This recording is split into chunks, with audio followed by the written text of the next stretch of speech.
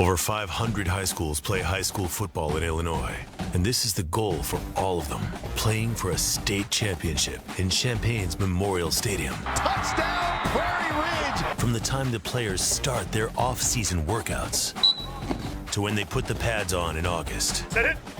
through the highs and lows of the regular season, getting the chance to hoist a first-place trophy is the ultimate dream.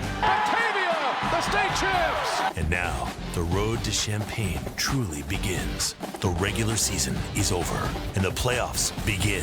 256 teams in Illinois will try to make dreams into reality. Which teams are in? Which teams are out? It's time to look at the brackets. It's the IHSA Football Playoff Pairing Show, presented by Wintrust on NBC Sports Chicago. From our downtown Chicago studios, here is Layla Rahimi.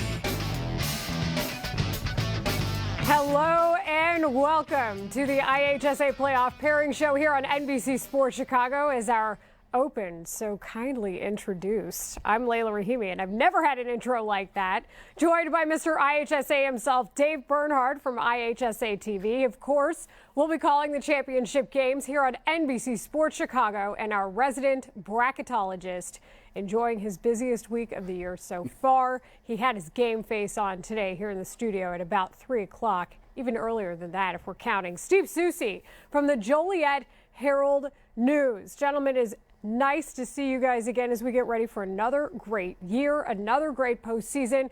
And Dave, the class breakdowns really changed from what some teams were expecting at the beginning of the season. You know, you start at the beginning of the year and you take a look at maybe some of the classes that were broken down from last year, and that's how things kind of set up this year. But then all of a sudden, Seuss, as the year went along, things seemed to change. Why does that happen? Yeah, it's just one of those things when you're looking at you know, there are so many teams out there that you have maybe not as much knowledge about them as you need to have, and as the season develops, they start to show what they're capable of, and they fight their way into the field. So we have a lot of different representation in all of the classes with teams that you're not used to seeing in those brackets, and congratulations to those teams that have managed to maybe fight off some of those stigmas of the past and get themselves in. Yeah, it is a different look for the playoffs this year. We are seeing some very fresh faces, some programs that we haven't seen in a long time, either making a return and hoping to make a splash. You know, and what's really great, this is a night of such celebration, right? I mean, you take a look at all the parties that are going on across the state, and this year, Layla and Seuss, I think there's more teams that had losing records last year that are now in the playoffs this year, so their celebration is even magnified. And as we go through the 256 teams, I think we're going to see some names that maybe we haven't seen for a while. Yeah, when you're circling some of the teams on the bracket, your head spins a little bit. You're going, well, where did those guys come from? They weren't that strong last year, and there are so many turnaround stories this year that it's hard to even make even a short list of them without taking a few teams and not putting them on that list. Yep. Great way to introduce what we are about to see for the next 2 hours. Also anchoring our coverage tonight, it is Cameron Smith. Cameron, welcome to the show, and give us a quick rundown of what you and your crew of experts have in store for us tonight. Well, Layla, this is the fun part. 256 teams, 8 classes, and 2 panels with 6 high school football experts to break everything down for the next 2 hours. So sit tight. Of course, if you have thoughts, make sure you hit us on Facebook, Twitter, and Instagram. Be sure to use the hashtag IHSA Brackets. You might see your comments on the show. We'll see you soon. Layla, let's get right to it. We're excited here. Cameron, thanks. And we begin with a quick refresher on how the field is set. It is the best 256 teams in the state of Illinois that make the playoffs. The classes are determined after that. Automatic bids are handed out to conference champions if the conference has 6 or more teams. 6 wins also gets you an automatic bid. 5-win teams can also get in via the playoff points tiebreaker. And when it comes to the Chicago public schools, only the top 2 from the Chicago conferences are eligible. These are our experts. They will be giving you expert perspective all night long. So let's get it started. Dave, the floor is yours for the Class 1A bracket. I can start this show right now. I can do this. Let's do it. All right, here we go. We're taking a look at Class 1A. Of course, 32 teams in each class. Here it is at the top. Princeville gets the number 1 seed, 9-0. They reached the quarters last year. They'll be home against Polo. Anawan Weathersfield makes their 12th consecutive appearance. They'll be taking on Aurora Christian. Eagles not won a playoff game since the 2013 semifinals, and that came after they won back-to-back titles before that. Then in that same upper part, you have Lena Winslow, defending state champion 8-1. They'll be home against Lewistown, and then Orr, a home game, a public league member from Chicago. They'll be taking on Leroy. We should mention that every top team in all these brackets will host in the first round. We'll jump to the next set of 8 teams, 4 games. Ottawa Marquette at 9-0. They lost in the first round last year after 2 straight appearances in the semifinals, and they are celebrating at the Ottawa Knights of Columbus, and they'll be hosting Orangeville.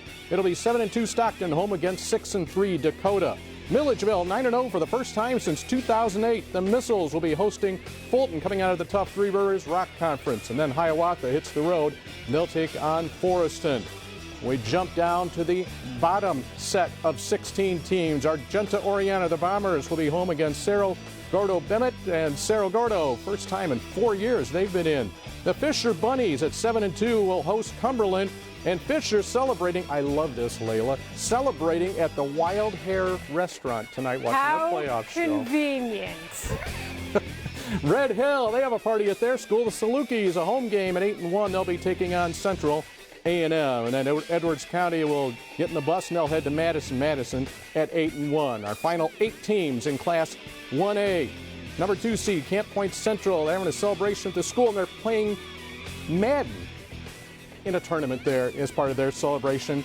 Greenfield Northwestern at 6-3 will head to Camp Point Central. Cesar Valere will be home against Carrollton. It will be Triopia at 8-1. They'll be hosting Georgetown, and then Arcola, making its 28th appearance, will be home against Salt Fork. Well, and we have some reaction because we have been invited to watch some playoff celebration. Hi to the Aurora Christian Eagles.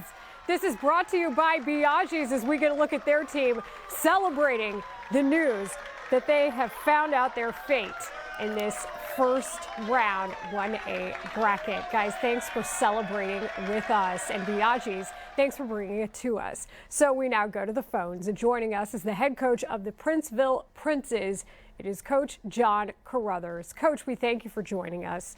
Early in the season. Pleasure to be here. How you doing? Well, we appreciate it. Yeah, we're happy to have you on. You get to kick things off for us. So earlier this season, you said you were happy with where your team was. Well, how about now? Did you expect this after a run to the quarterfinals last year? Yeah, we were pretty young last year. We had a lot of juniors, and we know coming back we had some high expectations. And the kids did a good job. They kept a level head all season long, and to their credit, they worked hard and got better throughout the year and ended up 9-0. We're right where we wanted to be. Coach, the thing that stands out to me when I'm looking at your program is obviously you've got some great defensive performances this year, 45 points across the course of the entire season, but you gave up 12 last night. Did you crank down the intensity to let your guys have a little bit of a break? No, Ridgewood had a good plan against us, and we did some nice things last night. So, it's a good game for us. We played all 4 quarters and came out on top 42-12. So, we did give up 12 points, so we'll have to look at some things. Okay, so Seuss asked about the defense. I want to ask about the offense. Here's an offense that 6 times you've scored 40 or more points. You like to run the ball. All-state running back Adam Snedden. What do you tell us about this offense and what makes it so dynamic? It starts up front with our offensive line. The kids up front get things moving for us, and we do have some nice backs. Adam Snedden gets a lot of the credit, but Jack Arnett and Justin Jansen, they help carry the load too. So we don't have one guy that people can just key on. We have multiple guys that we kind of spread it out throughout the game. Coach, we appreciate your time. Congratulations on the seeding, and we look forward to seeing your team in the postseason. Thanks a lot. Thank you. So, Steve, I know as we take a bigger look at the brackets now, you like this team for more than just the nickname, the Bombers. What are your thoughts on Argenta Oriana? Well, I think opponents are feeling like they're getting hit by some artillery right now. This is a team that's posted over 50 points 4 times this season and scores at will. So obviously, defense has really got to bring it to kind of rein in this team. They're very strong, and they look like they can make a deep run. And this is not a team that's a stranger to the playoffs. This is not one of these teams that we'll be talking about a little bit later Bombers have been there year in and year out. Yeah, historically, this is a program that you're always going to find in these Class 1A brackets, and they're definitely a team that brings a lot of pedigree to the respective class. So as we take a look at the teams that we paid attention to over here, it's time to now go to Cameron Smith and check out with his panel some of the brackets and matchups we could see down the road. Layla, I have some friends that will help me break down the small classes from Class 1A to 4A. Let's meet them. You can read his work at edgytim.com and see a ton of content on NBC Sports Chicago.com. Edgy Tim O'Halloran is here. What's up, Saluki? Good to be here, buddy. Good. All right. Let's go. Oh, Tim, this is 2 years in a row. Come on now. You got to stop leaving me hanging, man. You got it. We're buddies. You got it. SIU Carbondale. All right, here we go. Let's keep going. All right. From WCI Sports in Galesburg, Jackson White is here, and the preps coordinator for the News Gazette in Champaign, Colin Likis. Gentlemen, let's jump right into this thing. And I like that everyone is sitting at the edge of their seats because you guys are ready to dive into this 1A bracket. And Tim, we'll start with you. That 8-9 matchup in the North bracket between Aurora Christian and Aurora Christian. We saw them at their watch party. What do you think about those guys? They bring a unique style. They are a high, potent offense. And a storyline we're going to see in these playoffs led by a sophomore quarterback, Ethan Hampton. I'm telling you, Cam, it's the invasion of the sophomore quarterbacks this year. Edgy, I think that's a really good matchup. And in that area as well, the 4-13, you've got a Lewistown team that won 3 games just to get in. They got in at 5-4. It's the first time they're in since 2011. They were a regular for quite a few years, and now they're back. Quarterback Cade Beekman had a really good game last night. I was there. He's a good athlete, scored a couple touchdowns on the ground. He's got an array of balanced options in the passing game. And the quote from Coach Darren Winkler that I really liked after the game was, he said, "I don't care if we play Michigan in the Big House. We're in." Now, they got to go to the defending state champ, Lena Winslow. But the fact that they're in, Lewistown's really excited to play some playoffs. Well, and you mentioned Lena, and I love the contrast of styles where, this is, you look at it, it's the NUIC Invitational for the most part, and then you have a team like Aurora Christian that can spread the field, do a lot of different things, and makes it interesting. Let's just let everyone know that Lena Winslow is made with bits of real Panthers. So let's just get that out there right now. Let's move down to the South bracket. And Colin, you love the matchup between Arcola and Sauk Fork. Tell me why. Yeah, sure do. It's just an interesting matchup. The way these two teams are going right now. Arcola's only losses are to Tuscola, a team we'll talk about later, and the aforementioned Bombers, who Arcola actually led going into the fourth quarter of that game. Meanwhile, Salt Fork is really looking for a win right now. Their last 2 games, kind of heartbreakers, a walk-off field goal, and then they blew a 21-6 lead last week. So, there's a lot to like about this matchup. Salt Fork's just going to be looking for the win. Arcola has this pedigree. They won a state title a few years ago. And don't sleep on Georgetown right above them in the bracket either for whoever gets through that matchup. In the South, don't overlook Camp Point Central or Triopia, teams from the Western Illinois Valley. 2 good programs. Them and Beardstown in that division were all fighting for that conference title. Very capable teams in the South bracket. All right, let's throw it back over to Layla and the guys at the desk. Well, Cameron, thanks. We're going to take our first time out here on the IHSA Playoff Pairing Show. And on the way, we have the Class 2A brackets coming up. Dave's getting ready. He's warming up. We have 1 down. We have so many to go. Stay with us.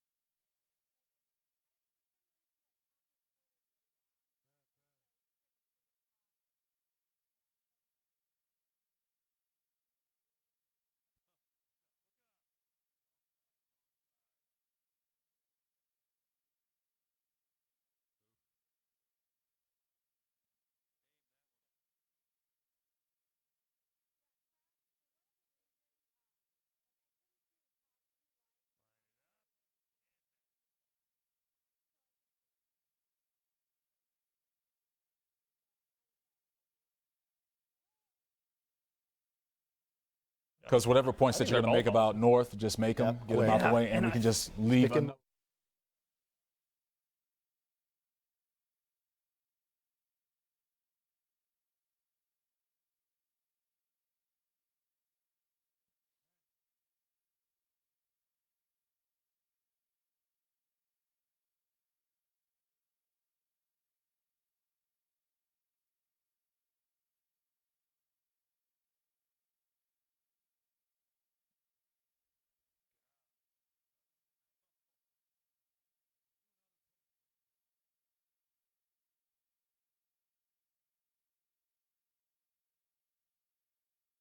Bootleg again.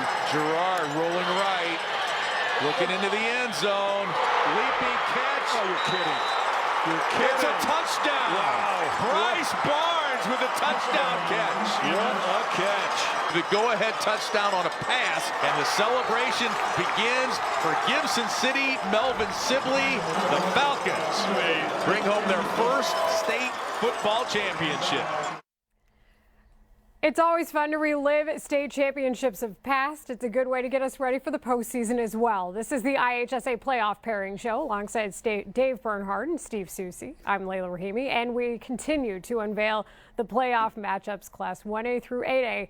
And as we keep moving through the show, if you miss one of the brackets or want to take a look at any of the classes we have covered, just head to IHSA.org to catch up. So Dave, take us through the Class 2A bracket. I love this 2A bracket, and there it is. There's your state champs right up the top. Gibson City, Melvin Sibley, and they'll be home against Watsika. Watsika, the last team in this 256-team field, the only 38-point team to make it into this field. 38 points meaning 38 victories by their opponents. The winner of that game will take on either Hope Academy or Knoxville. Illini West, first undefeated regular season for the since the state championship team in 2010, home against Mercer County, a team that has not missed a playoff since 1995. We round out our top 8 right here. 18th straight appearance from Newman Central Catholic, 8-1 record. They will be home against Rockford Christian. We'll move to the next set of 8 teams. The first unbeaten regular season since 2007 for Orion, home against Fieldcrest. Then it's Clifton Central at 7-2, a 7th seed, making his 27th appearance, hosting Rock Ridge. Eastland Pearl City Co-op, a perfect 9-0 record, and an NUIC Northwest Championship, home against Harlan.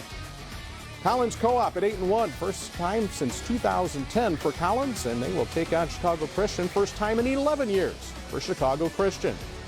Down to the bottom we go, and it is a 9-0 St. Teresa team. The Bulldogs in 3A last year, playing in 2A this year, home against Staunton. First playoff appearance for Staunton since a second-place finish in 2013. El Dorado and Athens match a couple of 7-2 records. Athens only 2 losses on the season, coming to Williamsville and Maroa Forsyth. They're celebrating in the Firehouse at Pana. Pana will be home against Oakwood in round number 1. Nashville home at a 5 seed at 8-1. They'll be taking on Tri-Valley. And then it is the aforementioned Maroa Forsyth, runner-up the last 2 years, taking on Route Co-op. 6 straight playoff misses for Route, only 8 wins in that span, but they're in with a 5-4 mark. Warrensburg, Latham, and Chester will match up. Tuscola, the runner-up in Class 1A last year, now in 2A. They'll take an 8-1 record, and they'll take on Villa Grove Heritage Co-op. Bismarck-Henning, the only loss came in Week 8 to Salt Fork, home against West Hancock at 6-3. And that is a look at our Class 2A bracket. Here's Decatur St. Teresa Bulldogs showing us their watch party. That is brought to you by Biaggi's. And as always, we thank you for sharing whatever video you have, whether it be in 16:9 or phone form. We appreciate it. Hey, everybody's a photographer now. So now let's go to the phone and find Jarrett McNutt, the head coach of Eastland Pearl City. And coach, we all took notice of EPC in week 5 after you knocked off a defending 1A champ, Lena Winslow. How big was that win in terms of postseason play? Oh, it was a big program win for us. You know, and then in a game like that, it was kind of like a postseason atmosphere with the fans and just the preparation week for a game like that. You got to be on the top of your game, and our kids rose to the occasion and really came out and played the hardest game we played all year. You know, we didn't play perfect, but we played well enough to win, and that's all that matters. Coach, your first year as head coach at EPC after 3 years head coach at Warren. What sort of adjustments did you come in and make, and how did your players respond to those adjustments? You know, I brought in a little bit of a spread offense, a little bit different offense this year, and they kind of responded well to that. They like it because it's kind of more of a college-style offense. You know, talking to our kids after a couple weeks of practice in the beginning of the summer, they really responded well, and we're really liking it. And, you know, we chuck the ball around a little more, getting on the edge because of our team speed. We have to take advantage of that if we're not as big up front as other teams are. Well, Coach McNutt, we appreciate you calling in. Thank you for the time. Good luck in the upcoming postseason. Hey, thanks, guys. Appreciate it. Thank you. Now, Steve, as we take a bigger look at the bracket, Newman Central Catholic has bounced around a little between 2A and 3A in the last 10 years. But it seems like wherever the Comets land, teams are checking in to see in which bracket they're going to fall. Yeah, they're definitely a team that a lot of people are looking out for to see where they're going to figure into things. This year they fall into the 2A class, and since that loss in week 3, that only seemed to anger them quite a bit. They've scored 300 points in the remaining 6 weeks of the season, so they've really got it going right now offensively and are hoping to carry that momentum into the playoffs. You know, for Newman Central Catholic, I know our panel will talk a little bit more about it in just a second, but what a loaded bracket they are in. I mean, just to get through rounds 1 and 2, and I know guys over there will be able to expand on that a bit. You have your defending state champion Gibson City, Melvin Sibley. You have Illini West at 9-0. You have Hope Academy, who's a sneaky 7-2, and now I'm stealing all of Cameron Smith's guys' material. So take it away, Cameron, right? Yeah, that's really how we do it. Whoever tosses to Cameron first is who wins. So, Cameron, what does your panel have to say about this one? And I like that you said extra stuff, Dave. It's fair. Okay, thank you. Guys. Thank you very much. Yeah, Layla, it might be fair to you guys at the desk, but I thought, Dave, we had a better connection than that. Don't just take everything that we're going to use. Come on. I know, bad You're me. a veteran. Bad me. He got excited. Yeah. Well, all right, time to dissect Class 2A. Back once again, Edgy Tim, Jackson White, and Colin Likas. And let's start in that northern part of the bracket. Jackson Orion, a team that really, really jumps out to you. Yeah, Susie mentioning them or mentioning Sterling before them is going to really kind of get it. Chip Filler, the head coach Chip Filler, they are a good team. They're the team that beat Sterling Newman Catholic. Beat them 21-7 earlier this year, or 21-17 earlier this year. It was a really good game, and they're 9-0. They had a D1 tight end, he's an Iowa commit, Logan Lee. Unfortunately, he got hurt a couple weeks ago. He's going to be out for the playoffs. The 2 weeks they've played without him, they've won 88-0. So this team is deep. They are deep offensively. They're deep defensively. Quarterback Dawson Schulenberg might be the most efficient quarterback in our area. He seems to have perfect completion percentages every other game. And running back Seth West can also catch the ball. They're explosive, and they are a serious threat in a deep 2A field. Tim, let's talk about Chicago Hope Academy, coming in at that 8 seed at 7-2. Well, they're a sneaky pick. But in all seriousness, Cam, this is a team playoff. I mean, you talk about playoff tested. Their 2 losses, a couple of little schools named Mount Carmel and Providence. They have played a terrific schedule, a lot of talent. And folks, this is a young team too. They're going to be here this year. They're going to be here the next few years. So definitely watch out for Hope. Definitely a sneaky team down there, up in the upper part of 2A. Yes, that's the word sneaky sounds familiar. Yeah, where did I hear that? I don't know. I'm glad I could help.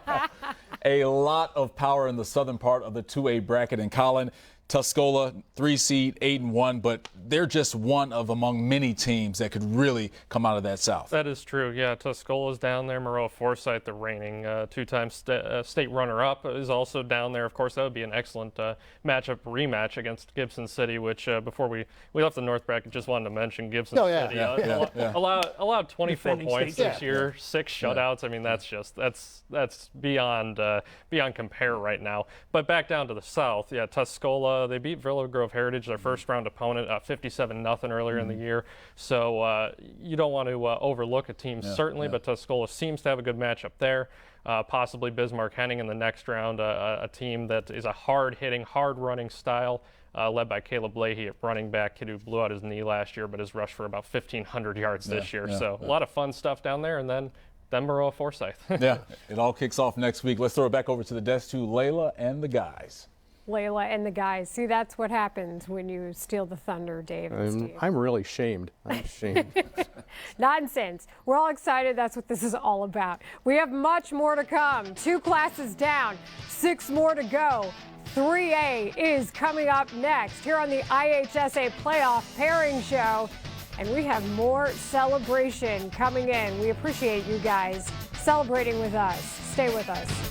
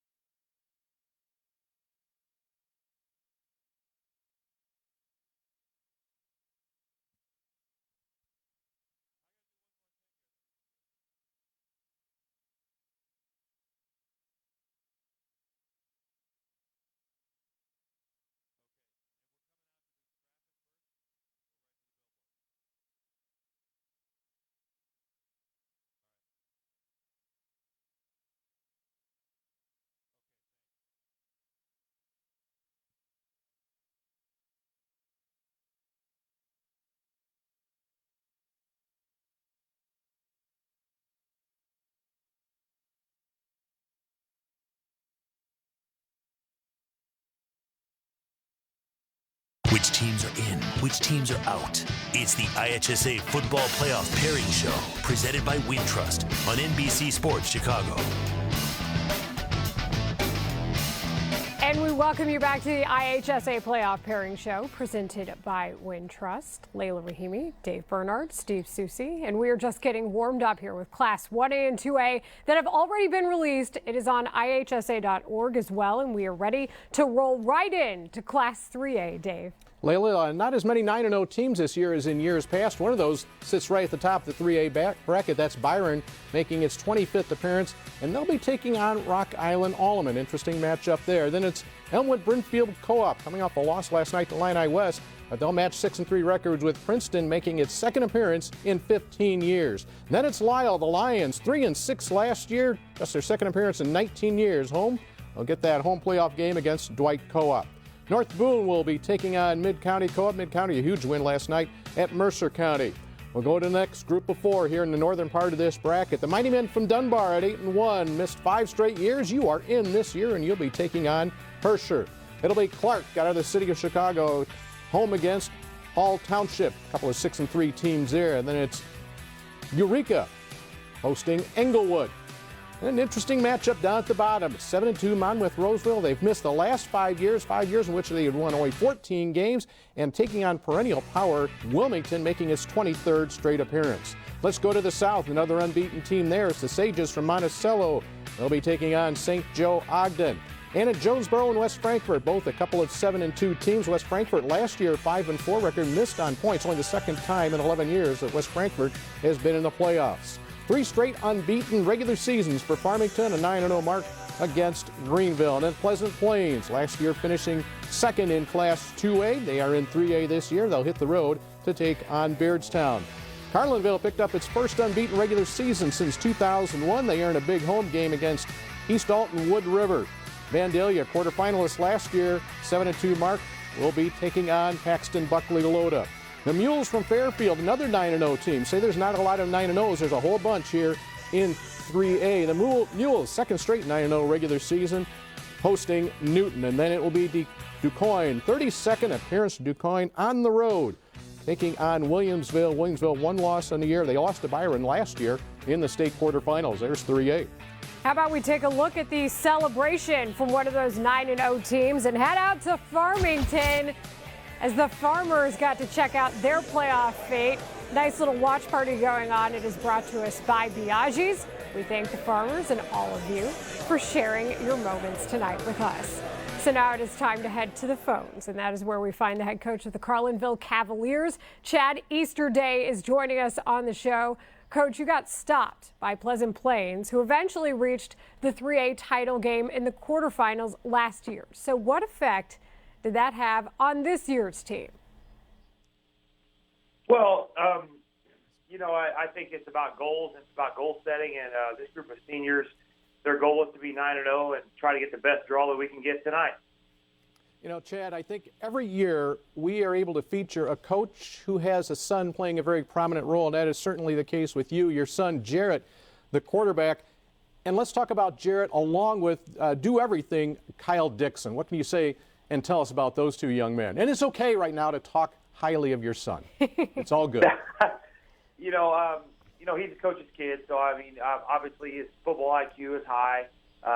And he's been around the game for a long, long time with his older brother being a quarterback. So, this is like an 8-year deal for him. So those types of things obviously are what makes us good at what we do. And Kyle Dixon is just a phenomenal athlete. And on both the defense and the offense and special teams, he's what makes us unique. The two of them together makes our offense unique. And, our unsung heroes, our defense. And we've only given up 76 points this year. So hopefully that will carry us hopefully through the postseason. Coach, you play in a conference where you only play conference games.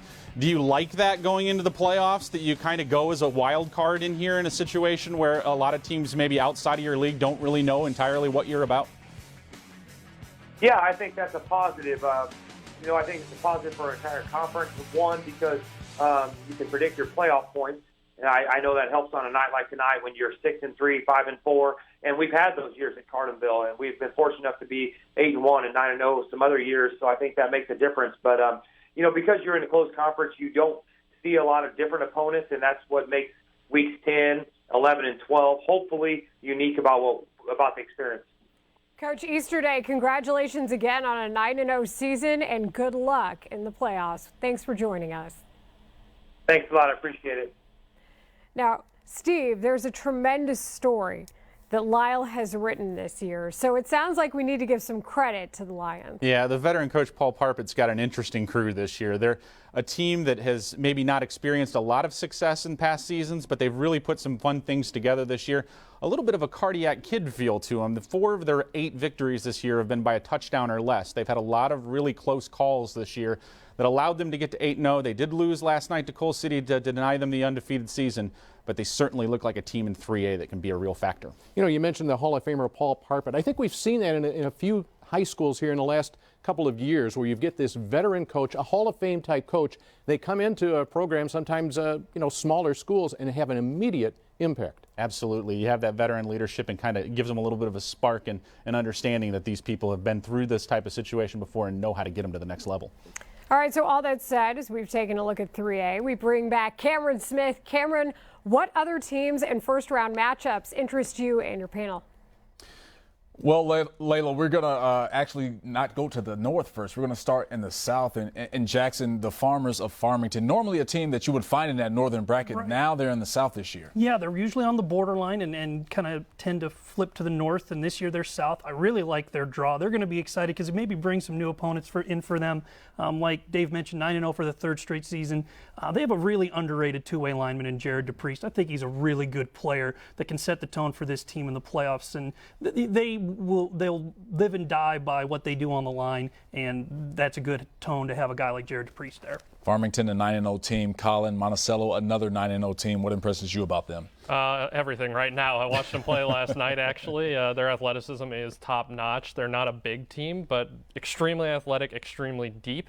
The weird thing is they played St. Joe last night. The score was 50-7. Coach Cully Welter told me after the game, though, he and Sean Skinner, the SJO coach, had no interest in playing each other in the first round of the playoffs just because that matchup was so fresh. So we're going to see how those two teams try to combat that. All right, a lot of talent and programs in the South that will be vying for that place in the 3A state championship game. Let's throw it over to Layla and the guys. You like how I do that? Gladys Knight and the Pips, Layla and the guys? Layla and the guys. Just get used to it. Gladys Knight and the Pips is pretty high. I think that's a high comparison to make. I'm not as talented. I'm proud to be a Pip. I got to tell you that right now. All right. Okay, so we have that going for us. I will take the comparison to Gladys, even though I will not impress her. So as we head to another brief break, let's take another look at those Farmington Farmers. We were watching them watching us. Well, here's them watching where they were going to go in the playoffs. It is brought to you by Biaggi's. We have so much more coming up on the IHSA Playoff Pairing Show presented by Wintrust.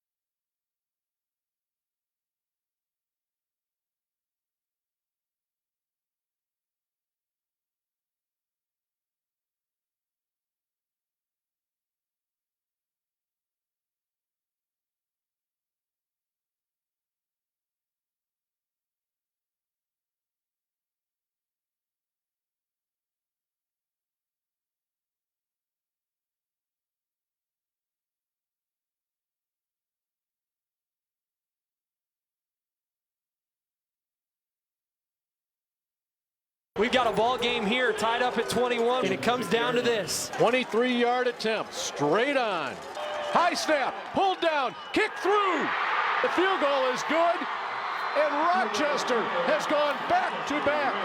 And Clay Allowell, the sophomore, with the winner. And Rochester is going to hoist another state trophy. What a win that was as we flash back. The final score over Morris, 24-21. From the 2017 state title game. So that said, let's get to Class 4A and take a look at those brackets. Dave, show us what's happening in 4A. Yeah, some new teams in 4A. Get used to it. And starting off with IC Catholic, back-to-back Class 3A champs. The success factor pushes them up to 4A. First game will be against Rabies, made the semifinals last year. Then it's Dixon. They are celebrating at Mama Semino's Restaurant, and they'll be matched up with Stillman Valley. How about that for Stillman Valley, the Cardinals' first appearance since the 2013 state championship team.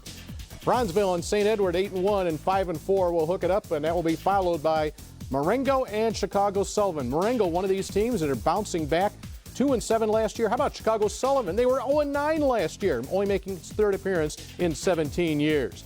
We'll jump to the next quadrant. That is Coal City at 8-1, making its 29th straight appearance. They'll be hosting Wheaton Academy, another team that turned it around, 4-5 in the last 2 years. In fact, 11 of these 32 teams had losing records last year. These teams that are here in Class 4A. Egg Science, second straight time in after never qualifying. Home game against Johnsburg.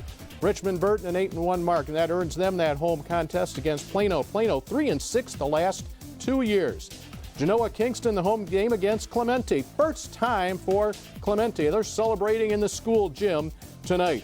To the southern part of the bracket we go, a 9-0 team. Taylorville, they only had one home game their first 6 weeks, and they'll be hosting Illinois Valley Central. 7-2 and 7-2, Columbia and Freeburg. Freeburg 2-7 last year. Here's your two-time defending state champs, Rochester. 7 of the last 8 years, they've won it all at 8-1. Home game against Breeze Central. Breeze Central at 4-5 last year. Pontiac and Heron 8-1 and 7-2, and we wrap it up. Your final 8 teams. Fourth time ever for the Tigers from Paris, a perfect 9-0 mark. They'll be home against Salem. Salem missing 11 straight years until this year. Breeze Mater Dei, they flipped their record around from last year, 2-7 last year, now to 7-2. Good enough on points to get a home game against Effingham. And look who's in Class 4A. Bishop McNamara bouncing between the 3A, 4A line all season long. 5 state titles for the Fighting Irish. Home game against Richland County. They're 3-6 last year, becomes 6-3 this year. And again, Murfreesboro, you want to flip the records? 2-7 last year, 7-2 this year, and a home game against Prairie Central. So those are the brackets, and let's now take a look at that one seed out of the north. IC Prep. Here's a look at their watch party. It is presented to us by Biaggi's. Knights look pretty fired up to be on the playoff pairing show, and why not, given that seeding. So now we go to the phones, and joining us now it is the head coach of the Paris Tigers, Jeremy Clodfelder. Coach, thank you for joining us, and congratulations to leading the Tigers to their first undefeated season since 1963. Your goal before the year was to win a conference and get a home playoff game for the first time. Well, the mission's accomplished. So, Coach, what's next for you guys? Well, I appreciate you guys having us on. It's an honor and a privilege to represent Paris and be on your all show. We appreciate everything you guys do. The next goal is just to get ready to play one game at a time. Our kids have done a tremendous job with that all year, just being laser focused and getting ready to play the next game. So that's the goal right now. Coach, I went to Twitter last week to look for a little bit more information about your team and set out a request. In about 5 minutes, I had more information from the Paris community than I knew what to do with. This community really does have your back.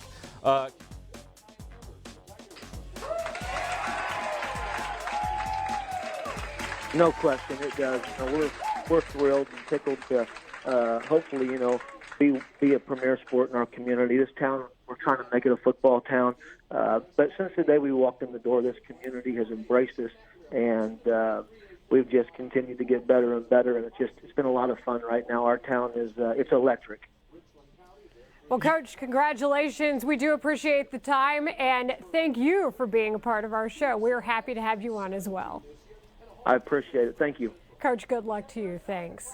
Now, Steve, I know you're a fan of schools that have had a lot of success and then fall on some hard times, but then rebound. So how does Pontiac qualify there? Well, they certainly qualify on those grounds. This is a team that has had, some really big-time success in years past, had kind of fallen a little bit on hard times, but found themselves in a new conference this year, the Illini Prairie, and it seemed to be a really good fit for them. They went 8-1 during the regular season and really looked to be putting themselves back on the path to the Pontiac program that we are used to from decades past. And Layla, this is a Pontiac program that when they were not in the playoffs a couple of years ago, and how this show has really inspired a lot of playoff parties, they did not make the playoffs, yet they still had a party to celebrate their season. That's why I think it's really special to get Pontiac back into it. Absolutely. Oh, well, that's good stuff. See, that's why we're here. And insider information as well. So now with more on the 4A bracket, let's go back over to Cameron Smith. Well, Layla, we want to make sure that everyone is joining the conversation for our IHSA Playoff Pairing Show by using the hashtag IHSA Brackets on social media. Gentlemen, let's break down this North bracket, and Tim, we'll start with you with IC Catholic, number 1 seed at 9-0. Well, the big story, can they handle the move up from 3A to 4A? Yeah, they can. Loaded, experienced, talented, physical. Interesting matchup against Raby, who came in with a lot of expectations in the season. Really didn't live up to it, though. Definitely have some talent on that team, though. That is not an easy matchup. All right, let's go down to the South in Jackson. Let's go with Rochester, 8-1. I mean, we saw the clip with them winning last year's state championship. The thing is, they own 4A, and they know they own 4A, so they're going to be a tough team to beat. And if they match up with IC Catholic, that could be an incredible state title game, although they have to play Bishop McNamara more than likely along the way. And Colin, I know we were talking about how that could be a great game. Oh, yeah, absolutely. And you're just trying to look for the teams that, maybe could knock off a Rochester type or something of that nature if it comes down to Rochester. You think of Taylorville, scored 40 or more in 6 of 9 weeks. You think of Pontiac, which we just talked about, and you think of Bishop McNamara. There are some teams in there that could really challenge the likes of Rochester to the supremacy in 4A. All right, guys. For you, Colin, I deem you guys as experts, right? So I hope that isn't too high of a title for these gentlemen. They do an outstanding job. But let's get into these predictions from Class 1A through 4A and let us know who you have winning and hoisting that state championship. That's the best part, so we can frustrate some people, right? Bulletin board material, right? Exactly. In 1A, I'm taking Camp Point Central over Aurora Christian in the final. That's my prediction for 1A. In 2A, I got to stick with my hometown team, hometown being, where I cover. Gibson City, Melvin Sibley taking on Maroa Forsyth and winning the rematch yet again. 3A, again, a hometown pick, I guess, Monticello defeating Byron in a battle of 1 seeds. And then 4A, I'm going with IC Catholic. Edgy Tim definitely convinced me with his passion speech right there. IC Catholic against Rochester in that final. All right, Jackson, we'll flip it over to you.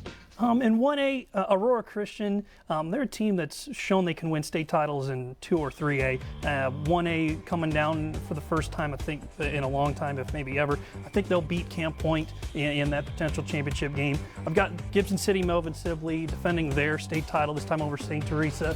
I'm going to go with Byron over Williamsville in 3A, although 3A is wide open this year, and there's a lot of teams that could be playing in that state championship game. And then in 4A, IC Catholic over Bishop McNamara, who I think is a good enough team to beat Rochester this time around, and you'll get a regular season rematch between IC Catholic and Bishop Mac. So every team that you guys selected that either wasn't winning or didn't make it to that state championship game were at home like, okay, Jackson White, no doubt about Colin that. Like, it's time to make you guys really, really dumb. All right, let's send it back over to Layla. All right, so those were their picks, and you guys have predictions as well. I do. Can I go first? Yes. Okay. I like a lot of the teams that all those guys said. I might go a little bit different on a few of them. First of all, I have Aurora Christian over Camp Point Central in Class 1A. Differ from Colin on that one. I do like GCMS, and I think they're going to knock off St. Teresa in that championship game in 2A. In 3A, this one was tough, boy. Carlinville over Byron. Okay, I said it. And then the matchup I think everybody wants. I'm going to stay with Rochester over IC Catholic. Okay, so Steve, we're going to save yours for a little bit later in the show. You're leaving me out? That's how we're going to duel this dueling banjos. I suppose. I'll survive for a little bit of waiting time. I wanted to see what you picked. I'm keeping them we're all hidden from gonna you, wait. Dave. I don't want you to We'll cheat. find out in a little bit. All right, guys, I appreciate the time, and we appreciate the experts as well. So 4 down and 4 to go. The big schools are next. It is time for a little bit of a line change. And how about Clemente celebrating? Congratulations on making the playoffs. And I like the huddle. I like the celebration dance here. This is good stuff. We've got more coming up on the IHSA Playoff Pairing Show presented by Wintrust.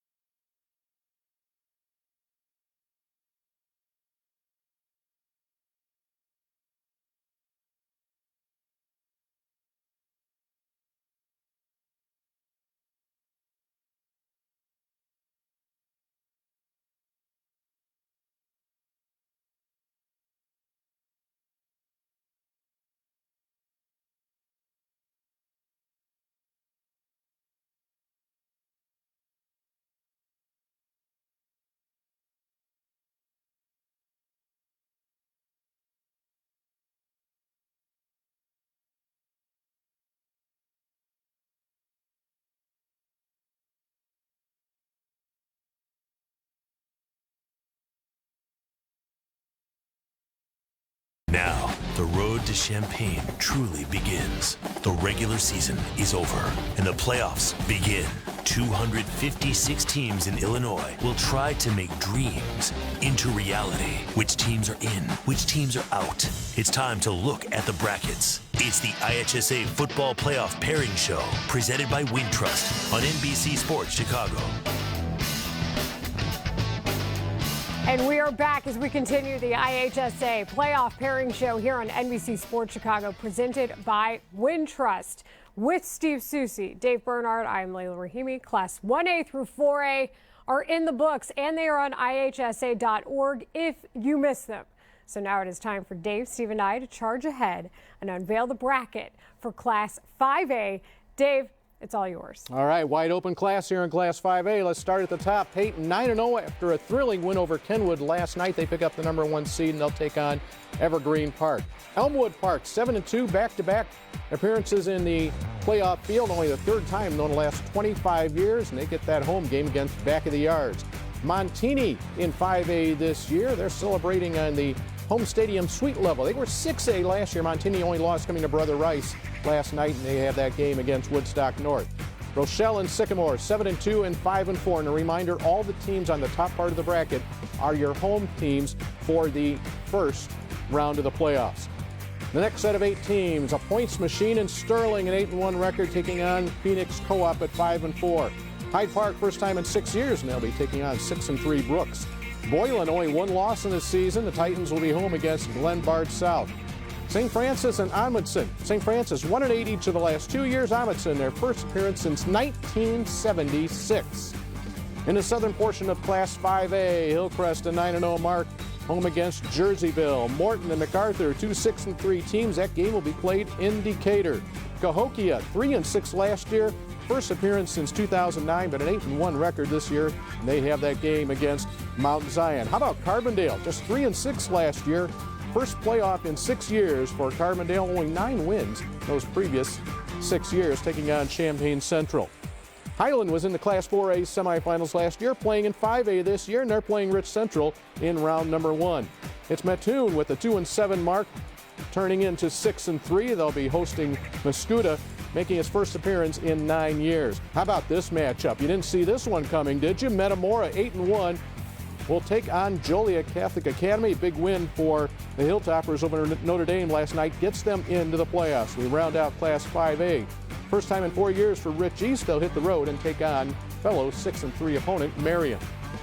So that is a look at the brackets, and let's head out to Elmwood Park. Check in with the Tigers, and they are celebrating. Biaggi's bringing us their watch party. I think there's a projector in the background. Nice representation, guys. And the shirt that just says football. That's good stuff. I need that shirt. The head coach of the Hillcrest Hawks is joining us on the phone now, Morgan Weaver. And coach, your season has been about domination. The average margin of victory since week 1 is about 42 points a game. So, coach, what has your team done every week to lead to this domination?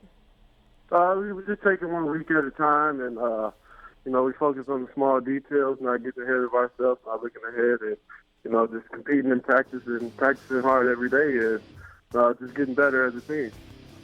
Coach, Hillcrest had a stretch from 2010 to 2014, 5 years with a record of 1-44. Now here you are in your second year. You've turned this to a 9-0 mark. What has it been? What have you brought, and how have the players bought in to turn that early portion of 5-year stretch into a 9-0 this year? Just actually when we took this program over in 2015 under head coach Marcus Cole, he brought in a lot of discipline, a lot of accountability. We knew we had the athletes, they just needed that structure. And I learned a ton under being under him on this coaching staff. And, I just keep, I implement those same values and the same discipline and same accountability, and it's worked for us. Coach, I want to talk about your defense briefly. Obviously, this is a unit that's only allowed a TD or less in 8 of their 9 games this season. How have you been able to get guys to buy into what you're selling in order to get the defense to play to the level that it has? Hey, we come in every year, and we talk to the guys about our philosophy, and that's hard, fast, physical, and flying to the ball. And these kids have been buying into it, and we're a young, energetic defensive staff. and that helps a lot with a ton of knowledge from the coaching staff as well. Coach Weaver, congratulations again on the undefeated regular season, and we look forward to seeing you guys in the playoffs. All right, thank you. Now, Steve, another feel-good story in 5A comes to you with Wheaton St. Francis. So what do you think about that team? Well, I feel like I'm a little bit of a broken record talking about all these programs that have been in the tournament in years past that you kind of are synonymous with the playoffs, but recently that hasn't been the case for Wheaton St. Francis. So you're looking at a team that was 1-8 last season, and all of a sudden they've just managed to flip the script and do the things that they have to do to get themselves back into this field. And when you look at the 5A field, the interesting thing about it is, to me, is that I think it's wide open for a lot of teams to make a deep run here, and I don't think the seed number matters at all here. I think we will have some double-digit seeds make a push in this bracket. St. Francis, is a team that, while they're not one of those double-digit seeds, they can make a run to. And I agree completely with you that it's a wide open bracket, and I can only think of like 3 or 4 guys that could probably break it down a little bit more. They could probably give it a little more insight than you and I could even imagine. Maybe we should just not talk about it anymore and let them get to work. I'm not talking about anything at all. So that said, it's time to break down 5A as we send it over to Cameron Smith and the aforementioned gentleman. Dave, thank you. Seuss, thank you for cautioning Dave. We appreciate that. All right, well, we had a shift change over here with the panelists, well, except for one, and this guy. These knowledgeable gentlemen will break down Class 5A the rest of the way, and you can read his work at edgytim.com and see a ton of content on NBCSportsChicago.com. Edgy Tim is back again. Come on, there now. we go. There we go. That's what I'm talking about. That's the Saluki connection we have. SIU Carbondale, for those that are wondering. Joe Stevenson from the Northwest Herald has the far north burbs covered in McHenry County and the surrounding area. And finally, from the Daily Herald, he tries to make sense of the DuPage Valley. He is Kevin Schmidt. And Kev, we'll start with you first. Montini missed the playoffs 2 years ago, made it last year, but this team this year really is something special to watch. Yeah, and they're an interesting story because, this is their first year in the Chicago Catholic League Blue. Pretty big step up for the program. And I think a lot of people wondered how they do. They beat St. Rita, beat Loyola, beat Providence. Now they lost Friday to Brother Rice, but in terms of the 5A bracket, this is an extremely dangerous team. Joe, Rockford Boylan ranked all season long in Class 4A, but they make the playoffs in 5A. What do you think about that? Yeah, that's kind of interesting that they get bumped up. Maybe a little unfortunate, but I think this is still a team, coming out of the NIC 10 that could make a run here and win a couple games. Its only loss was to Hananiga. All right, Edgy, South Bracket, Hillcrest. You really like them. 9-0. We heard Coach or Sue say that, they've given up a touchdown in 8 of their last 9 games, or a touchdown or less than 8 of their last 9 games. Yeah, Coach Weaver's done a great job. Explosive, fantastic on both sides of the ball, and you've seen the results. And another team there as well, Joliet Catholic. Tell you what, the Hilltoppers have been challenged out of East Suburban Catholic. Very strong in 5A. This is a team. We talked about those higher seeds that could make a roll. It definitely could be JCA. All right, we are just getting warmed up over here. Breakdown of Class 5A. Let's send it back over to Layla. Guys, thanks. We appreciate the time and look forward to hearing your thoughts for the rest of the hour. So we're just getting started with the big schools, and let's check in with Cahokia as they celebrated with us. This is the number 4 seed in the South at 8-1. We appreciate you guys sharing it with us. It is presented to us by Biaggi's. More on the IHSA Playoff Pairing Show presented by Wintrust coming up.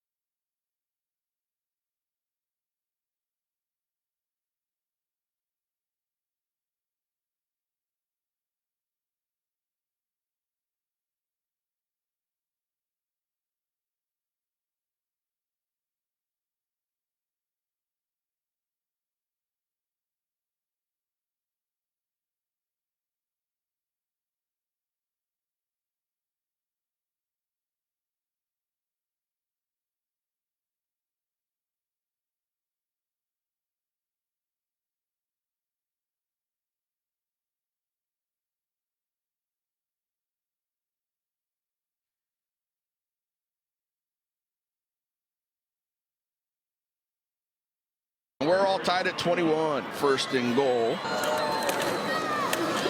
Evans up the middle, touchdown. He finds the end zone again with 1:01 to play. The lead is 28-21 for the Wolves. 5-receiver formation for Grimes. He takes the snap. Looks to the left side. That is picked off. Interception, Drew Norton. He slides down, and this one's over. That's back-to-back state titles and 28 wins in a row for the Wolves of Prairie Ridge. This is the IHSA Playoff Pairing Show presented by Wintrust, and it continues here on NBC Sports Chicago. We have 5 classes in the books, and now it is time for Dave Bernhardt to tell us about 6A. I'm going to tell you about the top-seeded team up here in the top. That's Cary Grove. Big win last night over Naperville Central. Joe Stevenson will tell you more about that one. They'll take on Wakanda 5-4, Wakanda 2-7 last year. Then it's Von Steuben and Canelan, a couple of 6-3 teams. First time in the 3 years playing football for Von Steuben. They're in the playoffs. And how about this? We talk about changes. Phillips sitting in Class 6A, a 7-2 record, last year's 5A state champion. They chose to play up this year in 6A, and Lake Forest has no choice. They'll go play Phillips in round number 1. And then you just saw Prairie Ridge, your 6A champ from last year, 7-2 mark this year. Home game to start things off against Hinsdale South. Our next group is headed by Antioch. 9-0 for the Sequoias taking on Revis. Belvedere North at 6-3. The Blue Thunder will head to Lakes. Then it's Kenwood. Devastating loss last night, only in terms of how close they came to coming to a perfect regular season mark. 3rd time in 40 years for Kenwood. Their first round game is against Crystal Lake South, 3-6 each of the last 4 years. Niles Notre Dame lost to Joliet Catholic Academy last night. They'll get things started with St. Ignatius, a semifinalist last year. In the bottom part of 6A, the southern part, Richards, 9-0 mark, first 9-0 mark for the Bulldogs since the 2007 season. Home game against Rock Island Alleman. Dunlap, last year's 5A runner-up, now playing in 6A. They will travel to Yorkville. The Foxes 2-7 each of the last 2 years. Peoria, Notre Dame, and Normal West. Not very far to travel for Notre Dame in that one. And then the winner of that game would take on Shepherd or Springfield. We round out Class 6A with the top-ranked team in 5A all season long. That's Washington, playing in 6A. Washington 5A semifinals last year. And look who they match up with. 10 state championships for Providence Catholic. Sacred Heart Griffin, 19th straight appearance for Sacred Heart, hosting Quincy. Glenwood, the only loss came last night against Rochester, but still a share of the Central State 8 title, first since 1999 for the Titans.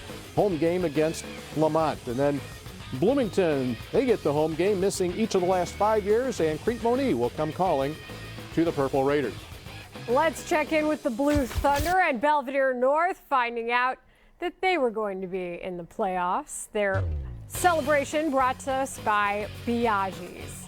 Congratulations to the Blue Thunder.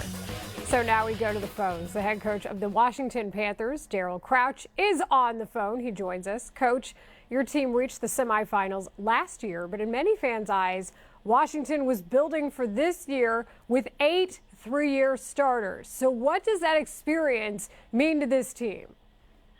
It's been a huge load off our mind as far as coaches. When you've got guys you can put out there that have been in the system and played well in the system for 3 years, you know, it makes our life a lot easier. Our trust factor is pretty high when you have those guys in the game as well. Coach, I've heard this team defined as one of your better programs that you've had there at Washington this year. Is this the kind of group that can make that step up to Class 6A after I kind of hold you as being synonymous with being in the 5A playoffs? Is this a group that's ready to make some noise, a class up? Right. And that'll be a big challenge for us because this will be our first time playing in the 6A world for our program.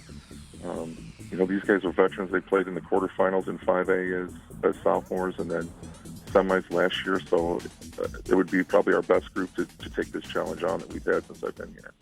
You know, when you look at 6A, is there anything that stands out about that just in terms of the way it sets up for you? Some of it will be, you know, the factor for us is unfamiliarity with those teams, which also is, I think, what makes our state playoffs so good. You know, that we're going to get a chance to play some people we've never played before. So that's kind of a challenge for us.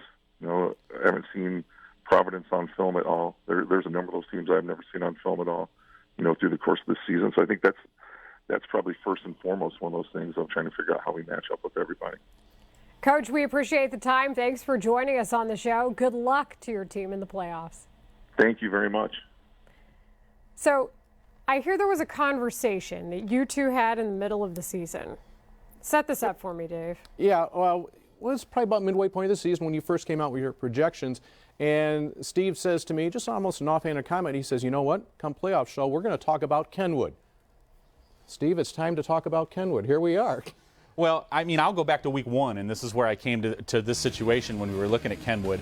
I look at thousands of scores over the course of the football season, and in the first week, one kind of stood out to me to the point where I thought it might be a mistake, because sometimes that happens. Kenwood beat Fenwick, which is a program in the Catholic League that's obviously had some success recently, and I immediately thought it might be a mistake, and I was quickly corrected on that and found out about it.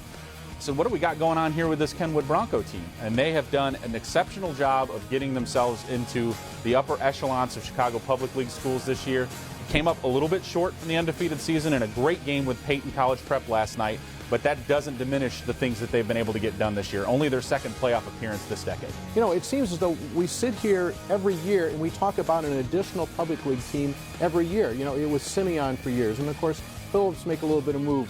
Raby and now Kenwood. It just seems like it's growing in the city. There are definitely some programs that are following the lead of the successful programs in the CPS, and that's really good to see. It'd be nice to see them develop some depth in the Chicago Public League and fill these fields out even more. And you're also still predicting the future. No big deal. Trying to do that. Yeah, he just makes it look easy. So now let's go to Cameron Smith and his panel. What do you guys make of the bracket in 6A?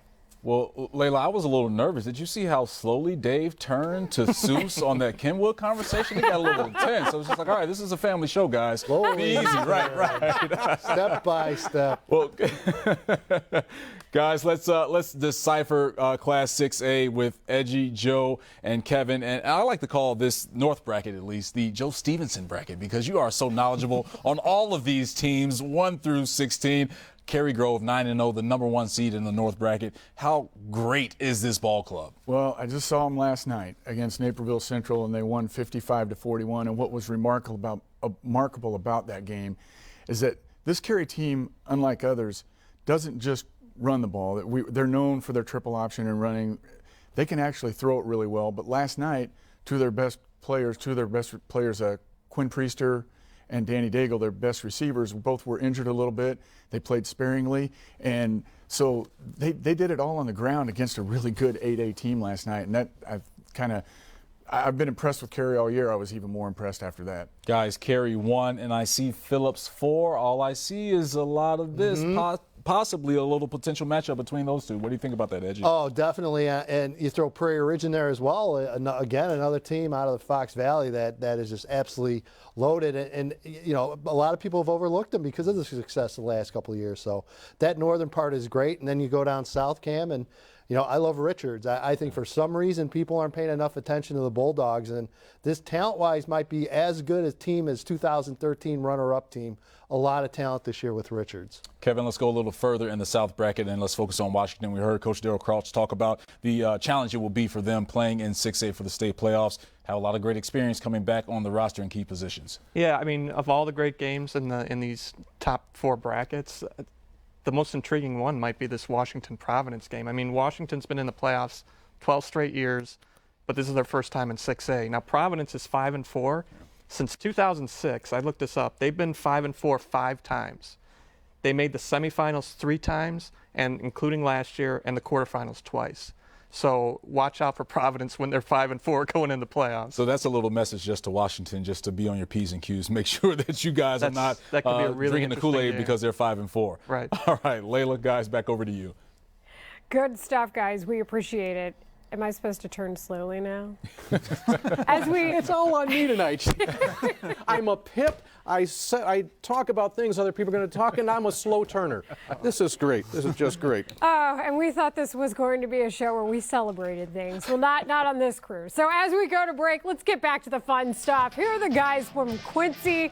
It is brought to us by Biaggi's Blue Devils, learning that they will be facing 7 Sacred Heart Griffin in the first round of the playoffs. We got more coming up.